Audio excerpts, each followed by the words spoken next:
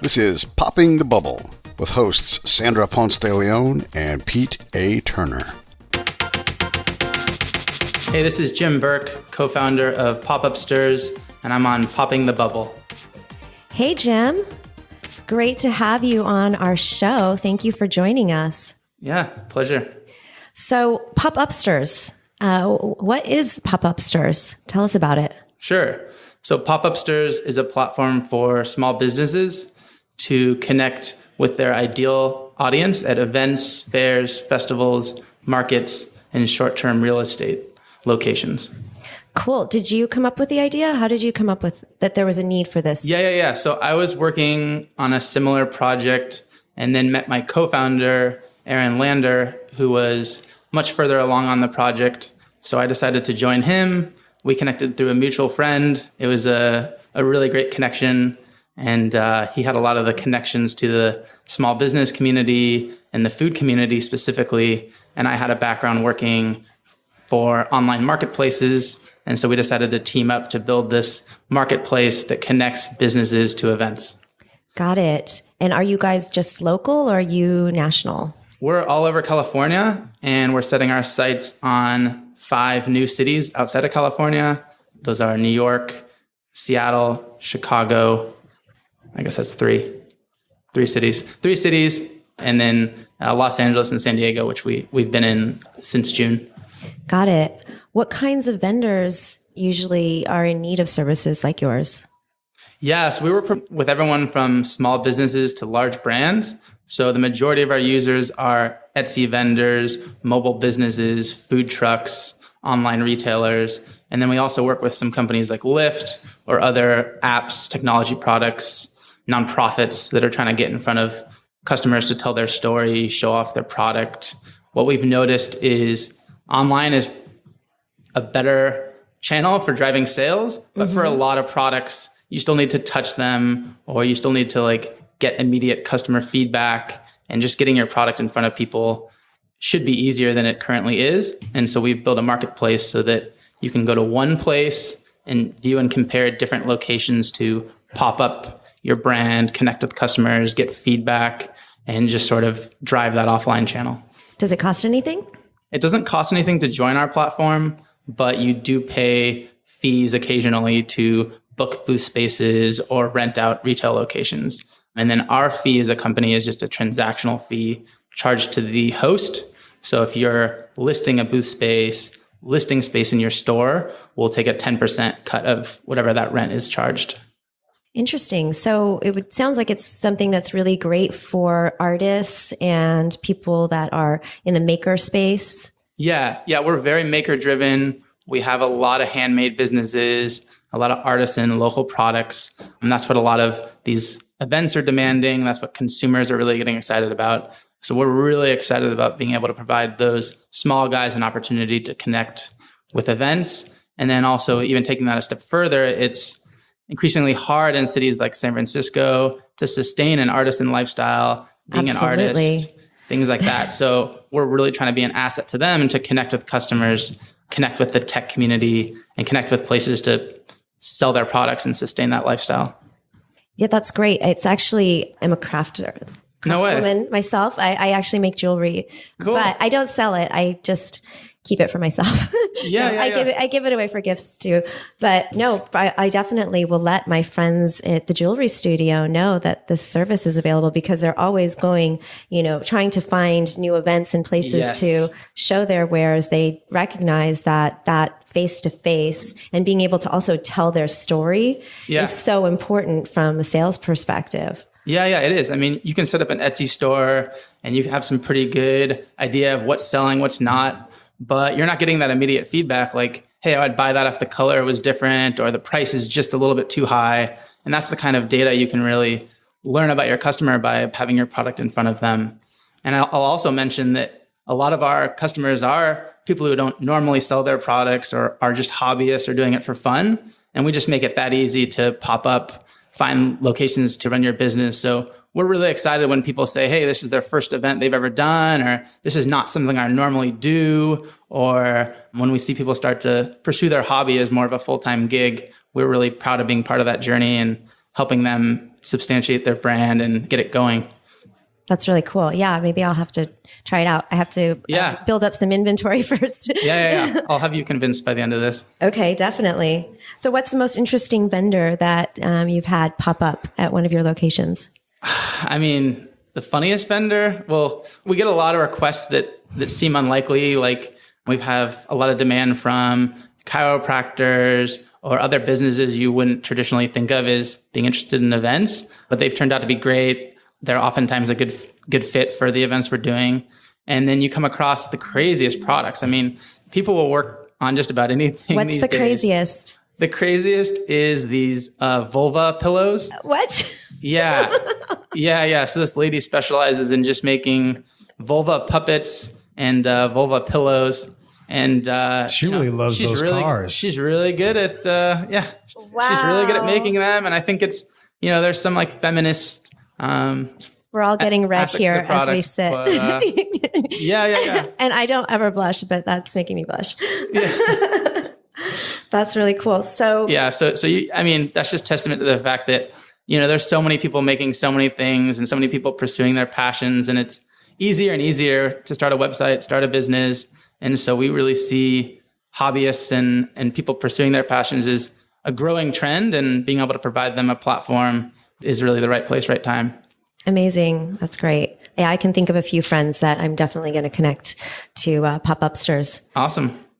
So one of the things that we were talking about before was, kind of your startup journey and maybe some of the misconceptions that people have about Silicon Valley and what it's really like here. So I'd love to hear your thoughts on that. Yeah. So these themes are pretty familiar to us here in the Valley. I have had friends that have had spectacular exits or had their companies been acquired or things like that. But for the most part, it's just, seeing people bringing bag lunch into the office, spending hours and hours at the office, complaining about not really knowing about where they'll be next week, what they'll be doing next month. So I see the perception outside the Bay Area being, all the highs, but there's definite lows. And I think anyone who's ever started any kind of business knows it's really hard. Extremely hard. It's really hard. And especially in Silicon Valley, where it's just so competitive. The thing I think a lot of people haven't realized is that outside of the Valley is that it's so much easier to start a startup now, that there is just so many more startups than any time in history. I mean, that makes sense, but there's just an enormous amount, all fighting for attention, all fighting for the same bandwidth. And it's very crowded. It's very hard to get your name out there and stand above the rest. So that's kind of the climate. And so what happens is you have to make some pretty large sacrifices. And my experience, at least, is that it takes a little longer than you might think to really get it going. When you take on that challenge and make those sacrifices and the democratization of entrepreneurship, anybody can do it.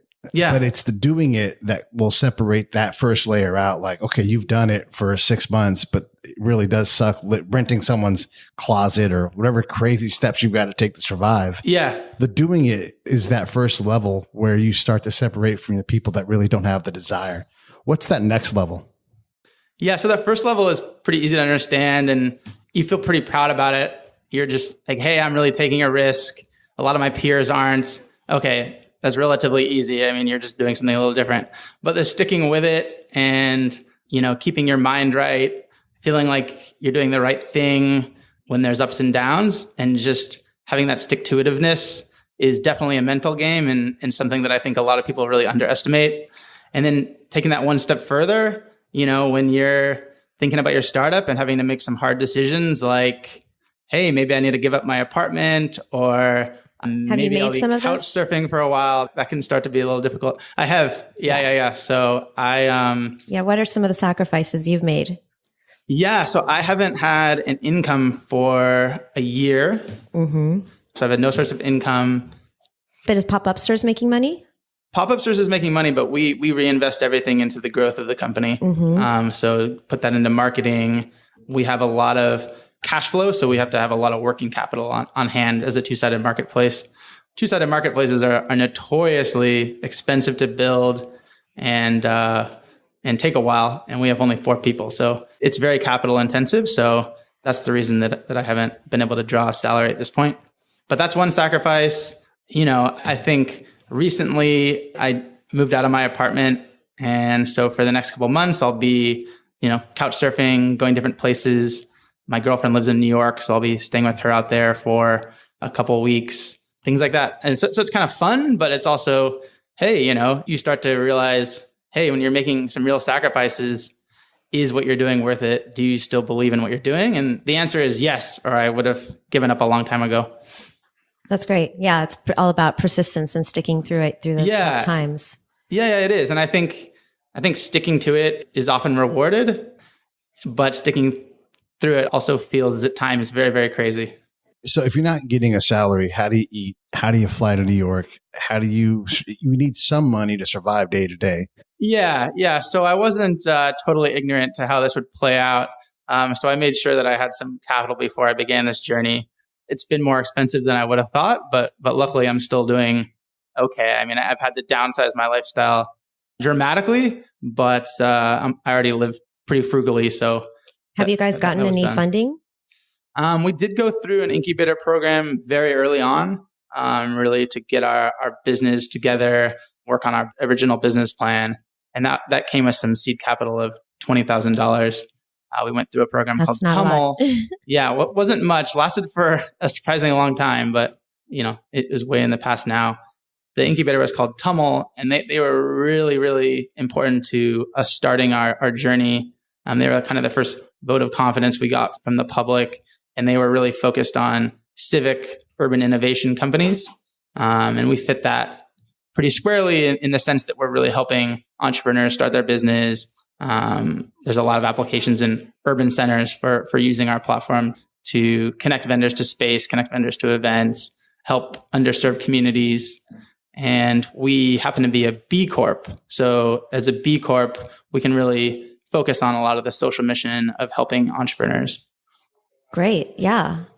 What are some of the lessons that you've learned now in the startup that you'd love to impart or share with others, beyond just having tenacity and persistence in your business and, living as frugally as possible? Yeah. I would say if I was to do things over again, I would have done a little bit more homework.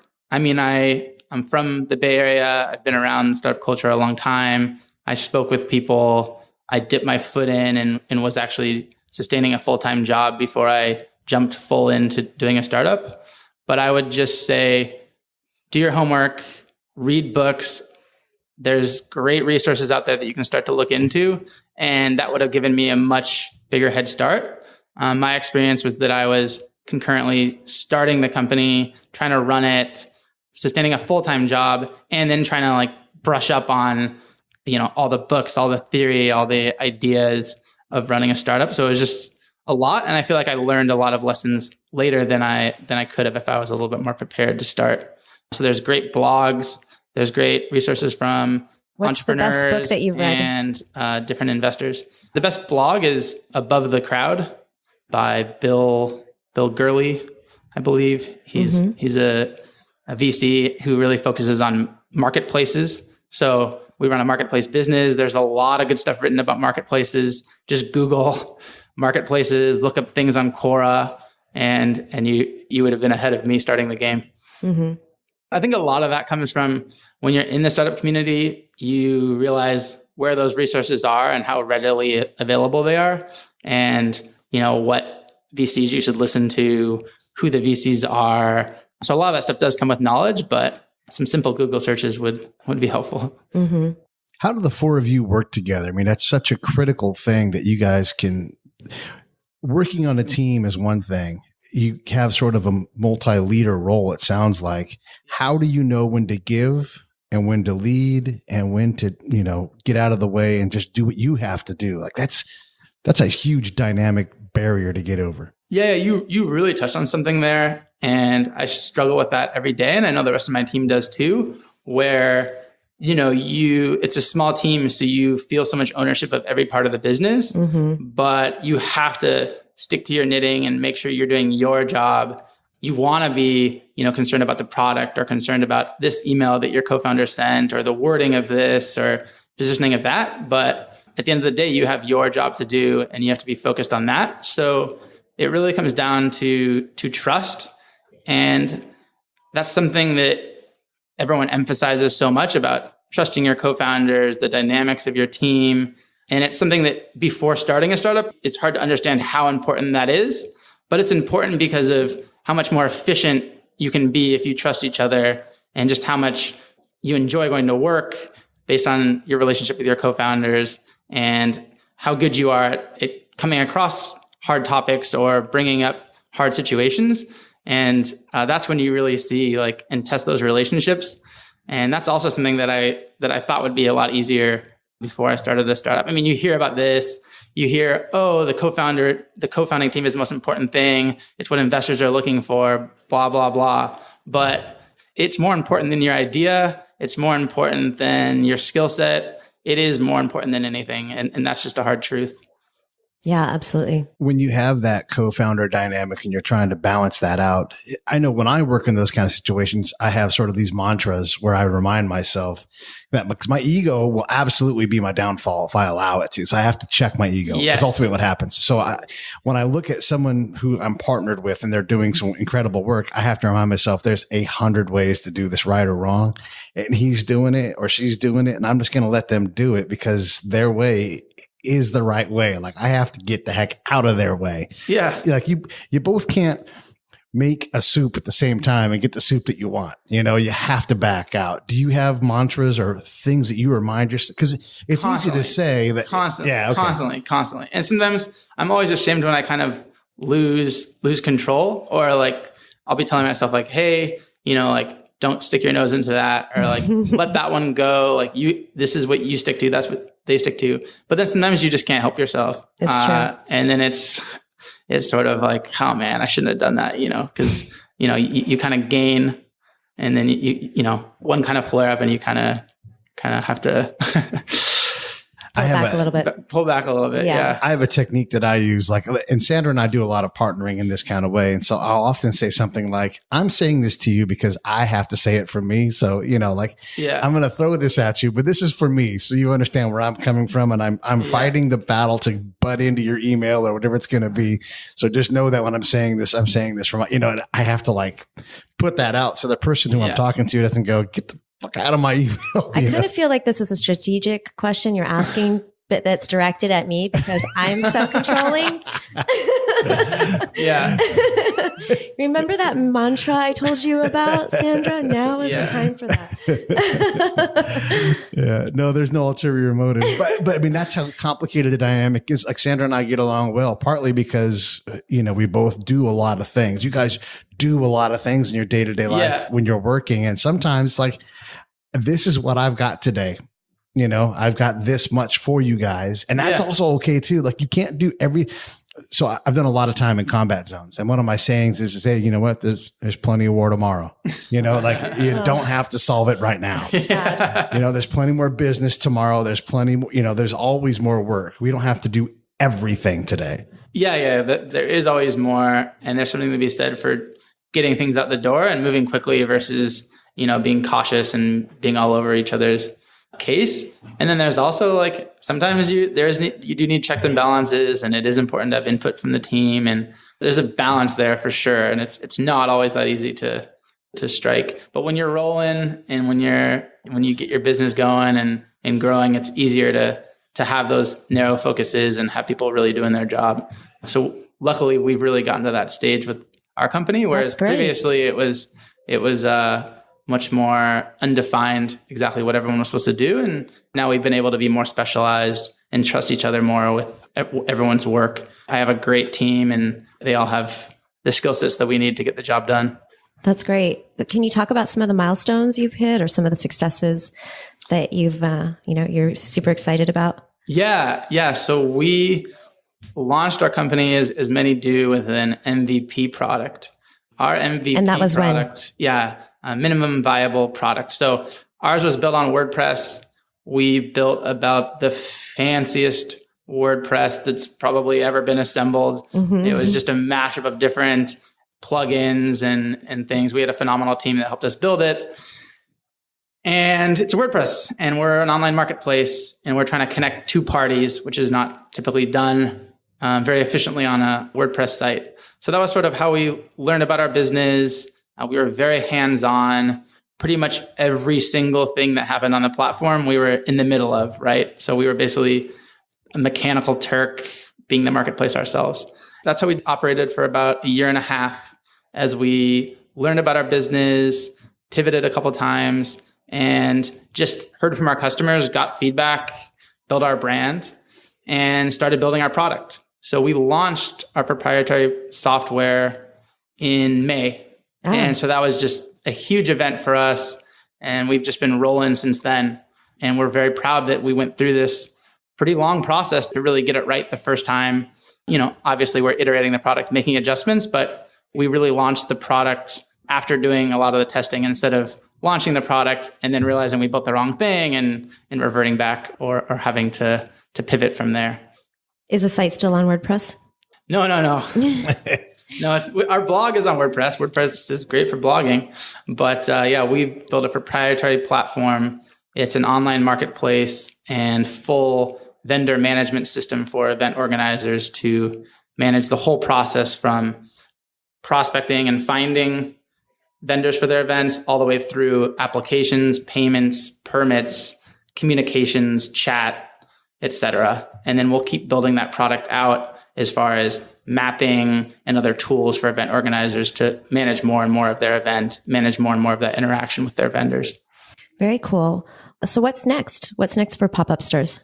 Yeah, so next on our agenda is expansion outside of California. So really just going after the largest fairs, festivals, markets, music festivals, and getting our platform used by as many different event organizers as possible, and just growing the biggest, baddest network of cool local vendors across the United States.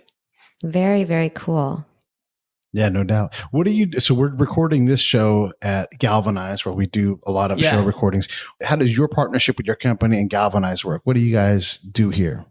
Yeah, that's a really good question, actually. So the reason we are here at Galvanize is we started very early on with a partnership with them where we would help them source catering and different vendors for their events here at Galvanize. So we actually help them with their happy hours, bringing in different brands to pop up and connect with the I was wondering if Galvanize had some pop-up events. Yeah. And last year, and I think we're doing it again this year, we did a holiday market here. Oh, fun. They're really event focused here at Galvanize, which fits our business really well. And they've been really instrumental in helping us connect with customers. And we use them as a testing for our new products that we launch and things like that. So, I had a girl actually in this room looking over the website, being one of our beta testers early on. So, thanks a lot to Galvanize for helping us with the journey. I've actually been here with them about a year, which is, much longer than we spent anywhere in any other co-working space.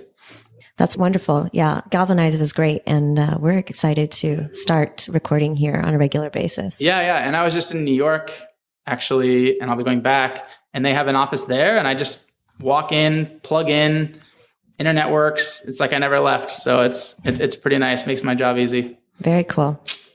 Give us the 30-second little pitch on why someone who is a creator, a maker, someone who whatever it is they do, making sandwiches, making necklaces, why do they want to use your service?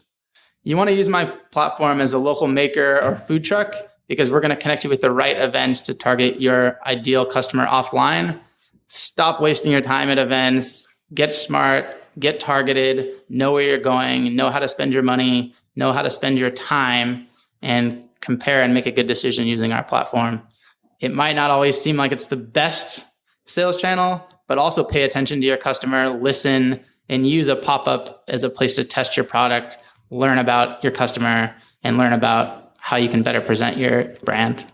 Right on. Yeah. Nice. Well, thank you so much, Jim, for joining us on Popping the Bubble. Yeah, thank you. It's great to be here. Been a great conversation, super interesting, and I'm excited to check it out and actually refer some friends to PopUpsters. Awesome. Yeah, and we want to know what you guys are doing as you guys are growing and everything else. When you hire employee number 5, and start paying people. We are really excited to hire employee number 5. I mean, That'll be the day. That will be the day. It's coming. It's coming. When you save up enough money to buy your own couch. I got to start contributing to my IRA, limited time. Yeah, for sure. Great. Thank you. All right.